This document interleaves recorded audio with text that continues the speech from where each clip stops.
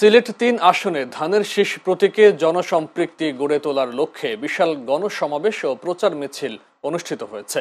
শনিবার বিকেলে দক্ষিণ সুরমার চণ্ডীপুলে গণসমাবেশে প্রধান অতিথি হিসেবে উপস্থিত ছিলেন বিএনপির মনোনীত প্রার্থী বিএনপি চেয়ারপারসন বেগম খালেদা জিয়ার উপদেষ্টা ও যুক্তরাজ্য বিএনপির সভাপতি এম মালিক।